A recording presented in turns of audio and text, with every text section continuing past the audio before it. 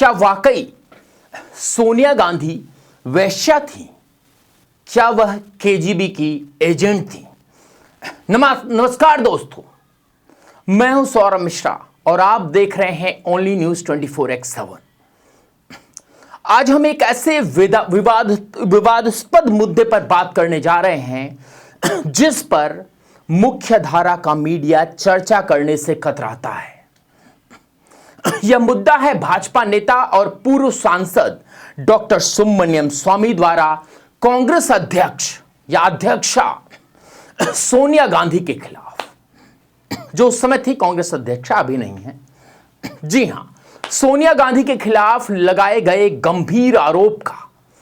और सबसे बड़ा सवाल, इन सार्वजनिक आरोपों के बावजूद सोनिया गांधी की चुप्पी की बात करेंगे। आज की न्यूज स्क्रिप्ट हम 3 प्रमुख सवालों के जवाब तलाशेंगे दोस्तों। पहला, डॉक्टर स्वामी ने क्या क्या आरोप लगाए। दूसरा, इन गंभीर आरोपों के खिलाफ सोनिया गांधी ने कानूनी कार्यवाही क्यों नहीं की। और तीसरा, क्या यह चुप्पी से उनकी सार्वजनिक छवि को नुकसान हो रहा है। आइए शुरू करते हैं। दोस्तों, डॉक्टर सुब्रमण्यम स्वामी और उनके आरोप। सबसे पहले हम उन आरोपों को समझते हैं जो डॉक्टर सुब्रमण्यम स्वामी ने सार्वजनिक मंचों पर लगाए। यह सिर्फ राजनीतिक बयानबाजी नहीं थी, बल्कि एक सांसद द्वारा सार्वजनिक सभाओं, सेमिनारों में दिए गए बयान थे। जी हां, वेश्यावृत्ति का आरोप। एक वीडियो में जो 2014 के आसपास का है, डॉक्टर स्वामी साफ शब्दों में कहते हैं कि 1963 से 1968 के बीच सोनिया गांधी का काम क्या करती थी। उन्होंने कहा, मैं आपको बताता हूं, वह एक वेश्या थी, प्रोस्टिट्यूट थी और एक पाकिस्तान एस्कॉर्ट एजेंसी के लिए काम करती थी। यह बयान किसी निजी बातचीत में नहीं, बल्कि एक सार्वजनिक मंच पर दिया गया था जहां दर्शक मौजूद थे। अन्य आपत्तिजनक शब्द, स्वामी ने सोनिया गांधी को विचित्र अवसरों पर राक्षसी, विषकन्या, केजीबी एजेंट और नाजी इटालियन जैसे शब्द संबोधित किया। उन्होंने यह भी आरोप लगाए कि सोनिया गांधी के पास स्विस बैंक में अवैध धन है और उन्होंने भारत के पुरावशेषों की तस्करी की और वे केजीबी से पैसे लेती थी जब वो रसिया का पार्ट नहीं हुआ करता था, एक तरह से कहें। राजनीतिक षड्यंत्र के आरोप। डॉक्टर स्वामी ने यह भी कहा कि सोनिया गांधी ने बोफोर्स घोटाले में अत्वावियो क्वात्रोची की मदद की। 1984 के गोल्डन टेम्पल हमले के पीछे सोवियत संघ की साजिश थी जिसमें सोनिया शामिल थी। और यहां तक कि संजय गांधी की मौत भी सोवियत संघ ने सोनिया गांधी को फायदा पहुंचाने के लिए करवाई। दर्शकों, कांग्रेस पार्टी हम पर मुकदमा ना कर दे, केस ना कर दे, लेकिन पूरी स्टोरी सुनने के बाद आपको समझ में आएगा, ना मुकदमा ना केस। दर्शकों, यहां ध्यान देने वाली बात है कि यह आरोप कोई छोटे मोटे नहीं है। यह किसी व्यक्ति की चरित्र की हत्या करने वाले आरोप हैं, गंभीर और आपत्तिजनक आरोप है। और सबसे महत्वपूर्ण बात, यह आरोप सार्वजनिक रूप से कैमरे के सामने सभाओं में दिए गए हैं। डॉक्टर स्वामी के आरोपों का आधार क्या है और उनकी विश्वसनीयता। अब सवाल उठता है कि क्या डॉक्टर स्वामी के पास इन आरोपों के समर्थन में कोई सबूत थे। डॉक्टर स्वामी हार्वर्ड से पढ़े लिखे अर्थशास्त्री हैं, पूर्व सांसद रह चुके हैं और कई महत्वपूर्ण मुद्दों को उठाने के लिए जाने जाते हैं। उन्होंने राष्ट्रीय हेराल्ड केस यानी कि नेशनल हेराल्ड केस में सोनिया गांधी और राहुल गांधी के खिलाफ मामला दर्ज किया था, जिसमें कोर्ट ने उन्हें समन जारी किया था क्योंकि वेश्यावृत्ति के आरोपों के लिए डॉक्टर स्वामी ने कोई ठोस सबूत सार्वजनिक रूप से प्रस्तुत नहीं किए। उनके कई आरोप षड्यंत्र सिद्धांतों पर आधारित लगते हैं, उनके लिए पुख्ता साक्ष्य के अभाव है। लेकिन न्यूयॉर्क टाइम्स विज्ञापन केस, मित्रों, 2008 में अमेरिका में भारतीय प्रवासियों ने न्यूयॉर्क टाइम्स में एक पूरे पेज का विज्ञापन दिया जिसमें डॉक्टर स्वामी के आरोपों को शामिल किया गया था।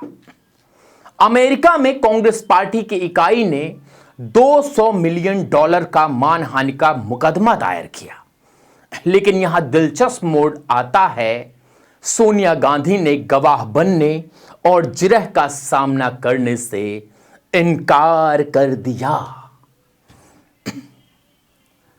इस वजह से न्यूयॉर्क सुप्रीम कोर्ट की जस्टिस एमिली गुडमैन ने मुकदमा खारिज कर दिया क्योंकि मानहानि के मुकदमे उसी व्यक्ति को दायर करने होते हैं जिसकी मानहानि हुई है और उसे किसी और को सौंपा नहीं जा सकता।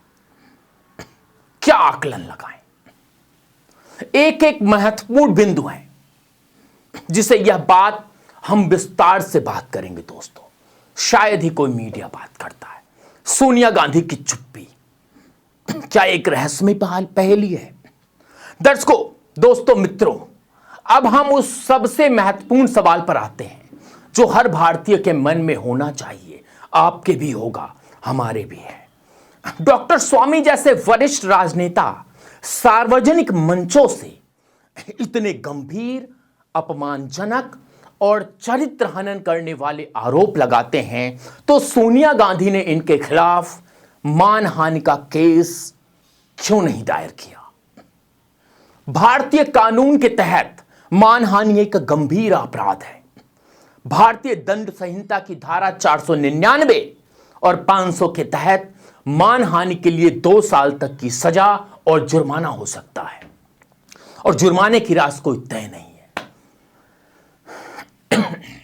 अगर कोई सार्वजनिक रूप से किसी को वैश्या कहता है तो यह स्पष्ट रूप से मानहानिकारक है और कानूनी कार्रवाई का पूर्ण आधार बनता है। छोटा मोटा नहीं, पूर्ण आधार बनता है। दर्शकों, कई राजनेताओं ने मानहानि के मुकदमे दायर किए हैं। रामदेव ने मायावती के बयानों के खिलाफ, राहुल गांधी को आरएसएस ने मानहानि के लिए केस किया, अरुण जेटली ने राहुल गांधी केजरीवाल के खिलाफ केस किया।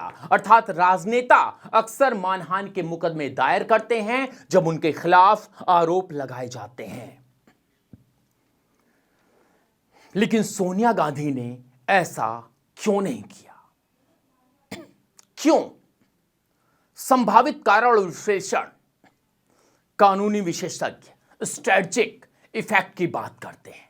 यह एक सिद्धांत है कि जब आप किसी जानकारी को दबाने की कोशिश करते हैं तो ज्यादा फैल जाती है, मान सकते हैं। 2003 में बारबरा स्ट्रीट सैड ने अपनी तस्वीर हटवाने के लिए मुकदमा किया, लेकिन इससे पहले सिर्फ 6 लोगों ने वह तस्वीर देखी थी।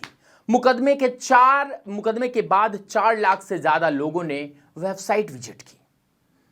लेकिन सवाल उठता है कि सोशल मीडिया के इस दौर में जब हर पत्रकार स्वतंत्र है और ऐसी बातें लिख सकता है, ऐसी बातें कर सकता है, हमारे जैसे सवाल कर सकता है, तो क्या लाखों लोगों तक हमारी बात नहीं जाएगी?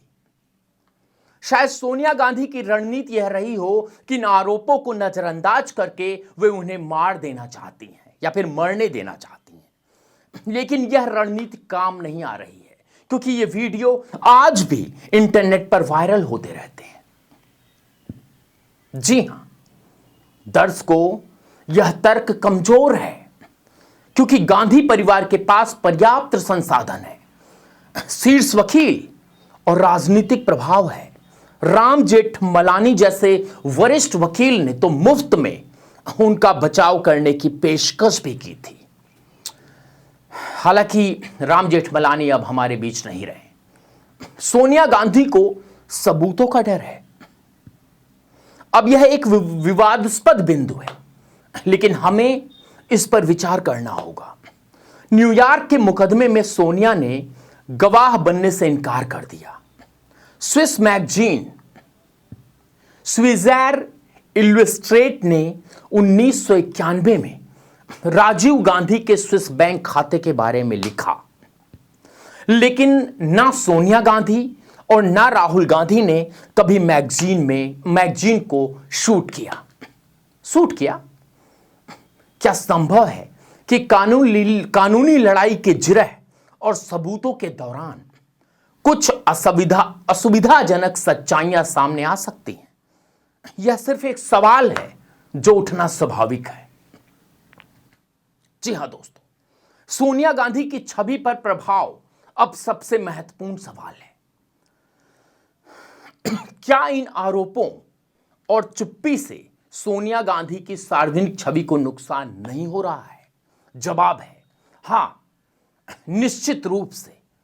यह वीडियो सोशल मीडिया पर, जी हां दोस्तों, ये वीडियो सोशल मीडिया पर वायरल होते रहते हैं। लाखों लोग इस षड्यंत्र सिद्धांतों को सच मान लेते हैं। क्या है हमें नहीं पता।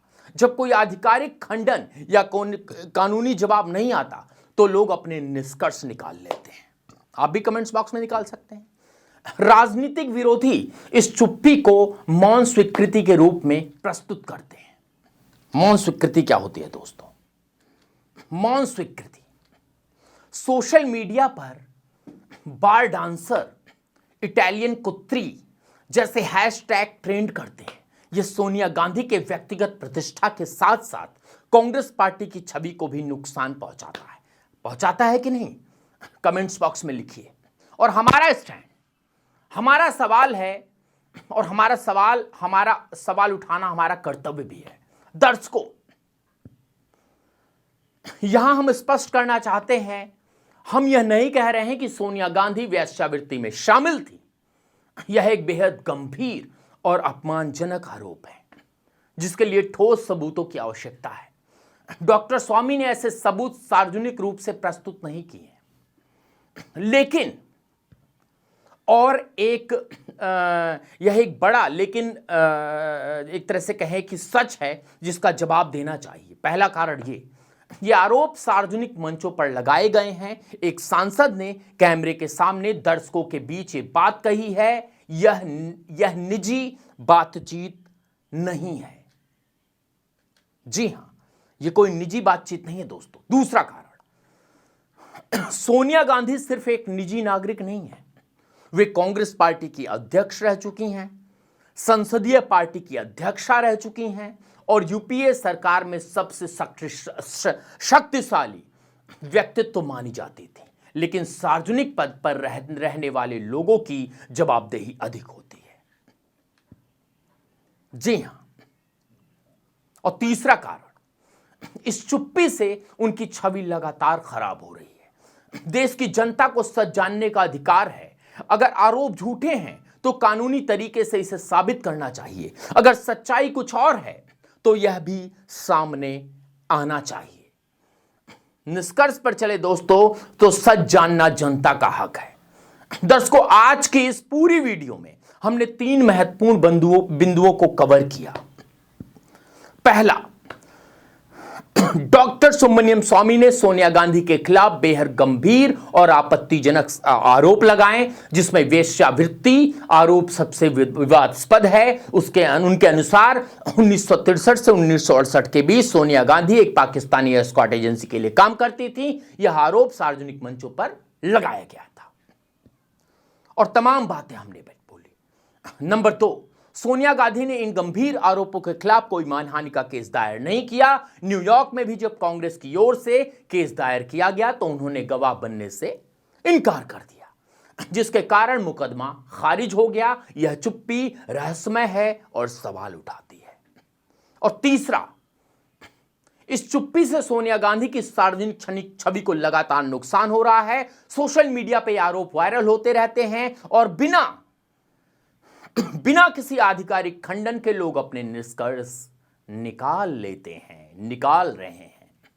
हम फिर दोहराते हैं दोस्तों, हम यह दावा नहीं करते कि आरोप सच हैं, लेकिन हम यह जरूर कह रहे हैं कि सोनिया गांधी को इन आरोपों का स्पष्ट और कानूनी जवाब देना चाहिए। भारत की जनता को सच जानने का अधिकार है। चुप्पी कोई जवाब नहीं, खासकर जब आरोप इतने गंभीर हो। जी हां, अगर आरोप झूठे हैं तो डॉक्टर स्वामी के खिलाफ मानहानि का मुकदमा दायर कर उन्हें कानूनी तौर पर सजा दिलवाएं, कोर्ट में सबूत पेश करें, गवाह बने, जिरह का सामना करें। यही लोकतंत्र का तरीका है। अगर कोई अन्य कारण है तो वह भी सामने आना चाहिए, लेकिन चुप रहना, इन आरोपों को नजरअंदाज करना, यह रणनीति काम नहीं आ रही है, खासकर 2025 में जब एआई का जमाना है। जैसा कि राजनीतिक विशेषज्ञ कहते हैं, राजनीति में आप संवेदनशील नहीं हो सकते। सार्वजनिक जीवन में आलोचना और आरोपों का सामना करना पड़ता है, लेकिन जब आरोप किसी व्यक्ति की चरित्र पर हो, विशेष रूप से महिला के खिलाफ प्रत्यात्मक भाषा में लगाए जाएं, तो इसका जवाब देना और भी जरूरी हो जाता है, ना सिर्फ अपने लिए बल्कि देश की सभी महिलाओं के सम्मान के लिए। तो दर्शकों, आज का सवाल है, सोनिया गांधी कब जवाब देंगी? देश इंतजार कर रहा है। सच्चाई सामने आनी चाहिए, चाहे वह कुछ भी हो, कुछ भी। दोस्तों, एक बात ध्यान दिला दूं कि यह एक पत्रकारिता रिपोर्ट है जो सार्वजनिक रूप से उपलब्ध जानकारी और आरोपों को प्रस्तुत करती है। इसका उद्देश्य, यानी हमारा उद्देश्य, किसी का मानहानि करना नहीं, बल्कि सार्वजनिक हित में सवाल उठाना है। हम स्पष्ट करते हैं कि हम इन आरोपों की सत्यता का दावा नहीं करते, लेकिन जवाबदेही की मांग जरूर करते हैं। आज के समय में जब हर छोटी छोटी बात पर केस दायर कर दिया जा रहा है यूट्यूबरों पर, तो ऐसे समय में हमने बहुत ही संवेदनशीलता से इस खबर को पेश किया है। आप भी इसको आगे बढ़ाएं, शेयर करें और लोग भी इस चीज को जानें कि आखिर सच क्या है, सोनिया गांधी इसका जवाब कब देंगी। और हां दोस्तों, आपको लगता है देश हित का कार्य कर रहा हूं तो कम से कम कुछ राशि हमें हमारे नंबर 9717458653 पर सहयोग के रूप में भेजें। तब तक के लिए जय श्री राम, हर हर महादेव।